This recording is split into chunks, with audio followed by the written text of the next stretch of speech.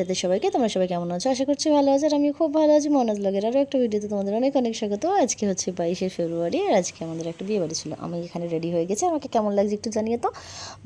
যদি ভালো লেগে থাকে তাহলে আমাকে কমেন্টস করো, ঠিক আছে?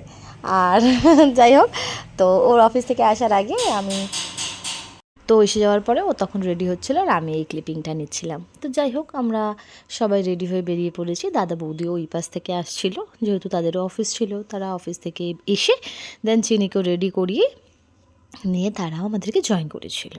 তো আমরা যে রাস্তা দিয়ে যাচ্ছিলাম, মানে রিসেপশনের ভেন্যু যেটা ছিল সেখানে যাওয়ার পথে না এই ভেন্যুটাও আমরা দেখতে পাই।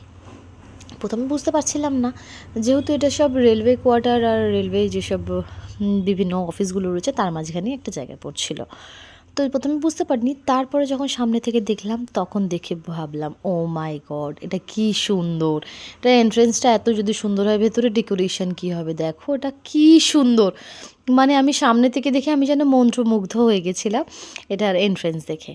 তো যাই হোক, এটা দেখে আমরা যেই ভেন্যুতে এসেছিলাম সেটাও বেশ সুন্দর ডেকোরেট করা ছিল, আর অনেকটা জায়গা জুড়ে ছিল। খুব বেশি লোকজন ছিল না, 100 বার, কিন্তু এদের ম্যানেজমেন্ট খুব ভালো ছিল। সামনে মানে ওই যেখানে গ্রুম আর ব্রাইড ছিল সেখানে তো মানে আমরা সেইভাবে যাইনি, কারণ আমি কখনো সামনে থেকে তাদেরকে দেখিনি।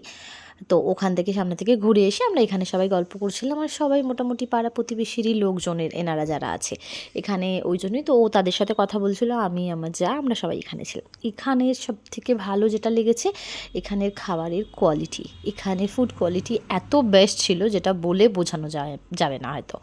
অন্য অনেক বিয়েবাড়ি অ্যাটেন্ড করেছি, বাট এত ভালো খাবার অন্য কোথাও আমার মনে হয়নি, এত প্রপার।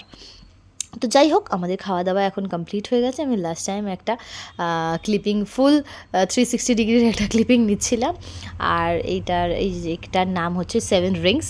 তো ভিডিওটা ভালো লাগলে আমাকে জানিও। ওকে, টাটা, বাই, রাধে রাধে।